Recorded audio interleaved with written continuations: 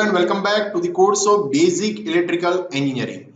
In this video lecture, I am going to continue with the unit 2, that is AC circuit. The topic that I am going to discuss in this video lecture is analysis of purely capacitive circuit. In the previous video lecture, I have already discussed how analysis of purely resistive and inductive circuit is done. Now following the same procedure for the analysis of purely capacitive circuit. So let us start with this circuit. So here you can say one capacitor having capacitance C Farad is connected across a voltage, alternating voltage V, and because of alternating voltage, alternating current will start to flow in this circuit. Now this circuit consists of pure capacitor. Now pure capacitor means what? Pure capacitor is having zero resistance. This is similar to the pure inductor which is having zero resistance, but no capacitor is having zero resistance. For study purpose we are only taking that capacitance is pure, that is a pure capacitor is having zero resistance. Now as alternating voltage V is equal to Vm sin omega t is applied across capacitor of capacitance C Farad, alternating current will start to flow. Now what will be the charge and voltage across the capacitor? So charge Q is given by product of C and V. Now Q is a charge on plates at any instant of time t, and suppose V is equal to voltage across the plate at any instant of time t.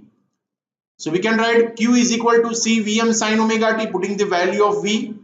And now what is the expression of current? So we know I is equal to Q by T or I is equal to dQ by dt. So I is equal to dQ by dt. Now putting the value of Q in this equation, so d by dt in bracket CVm sin omega t.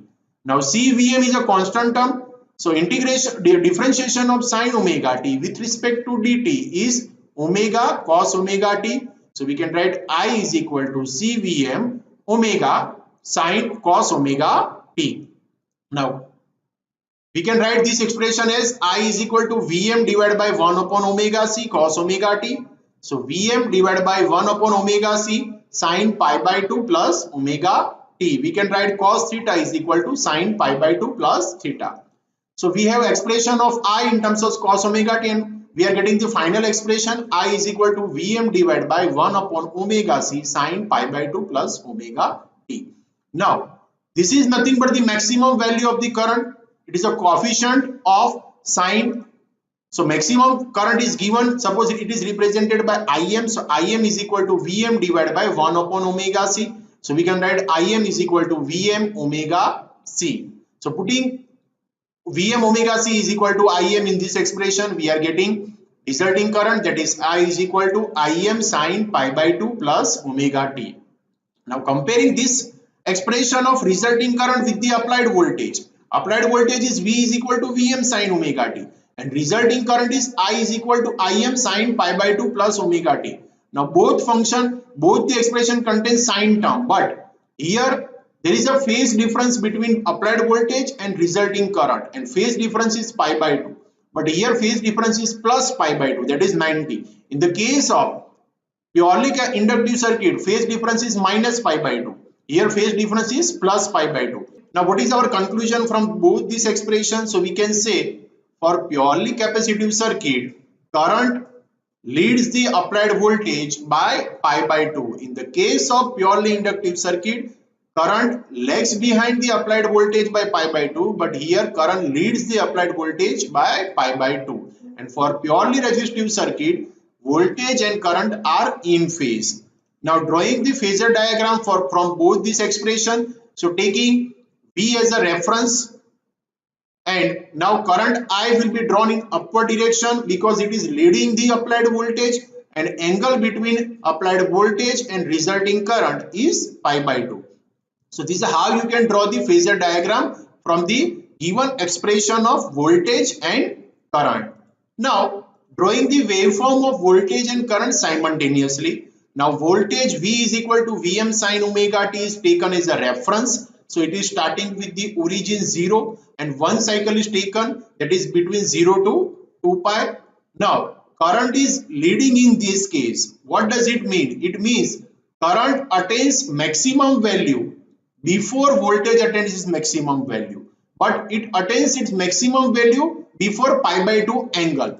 So here we can draw the waveform of current like this way. So here you can see current attains its maximum value at 0, where voltage attains its maximum value at pi by 2. So that means current is leading the voltage in this case, and the phase difference between both this waveform is pi by 2.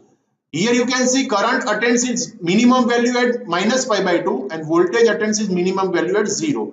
So again, from this we can also say that current is leading in the case of capacitive circuit. But as it is a purely capacitive circuit, phase difference will be exactly pi by 2. Now, capacitive reactance. So we know Im is equal to Vm divided by 1 upon omega C. Now capacitive reactance is the opposition to the flow of current offered by the capacitance C. So it is similar to the inductive reactance. So opposition offered to the flow of current, but in this case it is offered by capacitance. So capacitive reactance is the opposition offered to the flow of current by the capacitor. So its unit is ohm, it is measured in terms of ohm. So we can write it is denoted by Xc. So we can write Xc is equal to 1 upon omega C. So Xc is equal to 1 divided by 2 pi Fc. So Xc is inversely proportional to the frequency. What does it mean?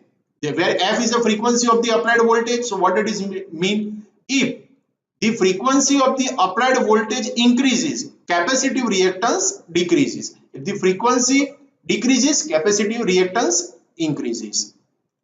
Now, finding out the expression of power, instantaneous power and average power for purely capacitive circuit. So instantaneous power is given by product of instantaneous value of the voltage and current. So we can write P is equal to V into I.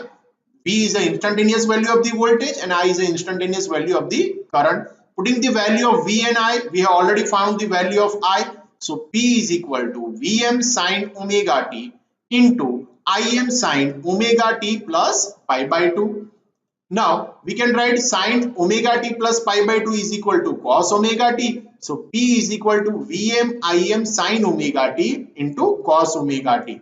Now multiplying and dividing this equation by 2. So we have 2 sine omega t cos omega t. And 2 sine omega t cos omega t is nothing but the sine 2 omega t. So we can write P is equal to Vm Im divided by 2 into sine 2 omega t. This is the expression of instantaneous power in the case of purely capacitive circuit.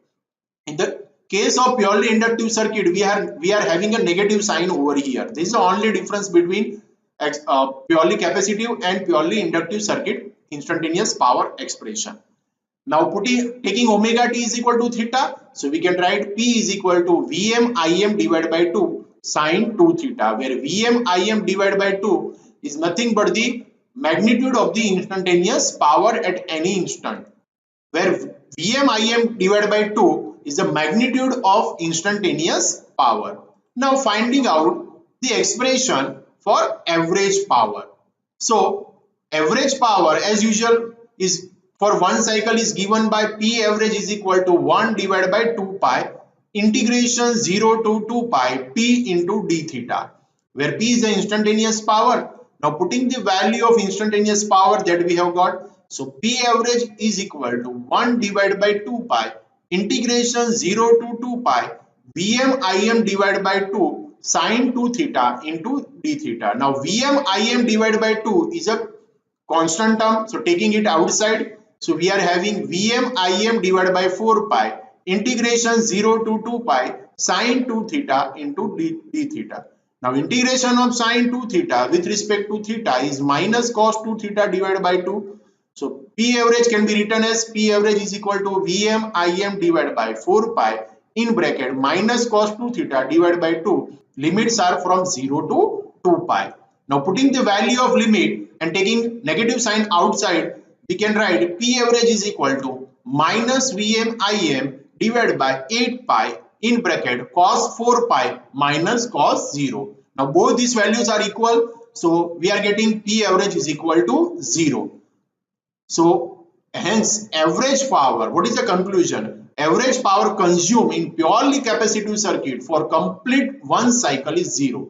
This is similar to the purely inductive circuit. So for both the cases, for purely inductive circuit and for purely capacitive circuit, average power consumed over one cycle is zero. But as I told you, inductor and capacitor cannot be pure. It is having certain resistances. So in that case, suppose whenever we are going to analyze RL series circuit and RC series circuit, we will be not getting zero power, zero average power. As this circuit is a purely capacitive circuit, and then we are getting average power, that is zero. Now drawing the waveform of voltage, current and power simultaneously. Now this is the expression of voltage which is taken as a reference. Now current in this case is leading the voltage by pi by 2, means current attains its maximum value at 0. So first voltage is drawn, which is taken as a reference. With respect to that voltage waveform, current waveform is you have to draw. Now, to draw the waveform of power, we have to take the instances. So, between 0 to pi by 2, voltage is positive, current is positive, so product will be positive, so waveform will be in positive direction. Between pi by 2 to pi, voltage is positive and current is negative, so product will be negative. So, power waveform will be in this direction. Between pi to 3 pi by 2, current and voltage both are negative, so product will be positive. And between 3 pi by 2 to 2 pi, current is positive and voltage is negative, so product will be negative. So final power waveform will be looking like this way. So here we are getting the positive cycle, here we are having negative cycle. Now you can see, if we take the average of the power over one cycle, that is between this cycle, that will be zero, because it consists of both positive and negative cycle which are identical. So that's why average power consumed for purely capacitive circuit is zero over one cycle. Now what is the maximum value of that? That is Vm Im by 2. So this is how you can draw the waveform of voltage, current and power simultaneously. First you have to draw the waveform of voltage and current, then you have to take the instances, small instances, and then you have to draw the waveform of power. Now final thing is a power factor. Now what is the phase difference between applied voltage and resulting current in the case of purely in the capacitive circuit? So here phase angle between applied voltage and resulting current is 90. So power factor is given by cos phi. So cos phi and phi is 90 over here. So we can write cos phi is equal to cos 90 and value of cos 90 is 0. But here you have to write in bracket leading, because current leads the applied voltage in the case of capacitor. So this is, we are getting zero power factor, but it is a zero leading. So the power factor for purely capacitive circuit is zero leading.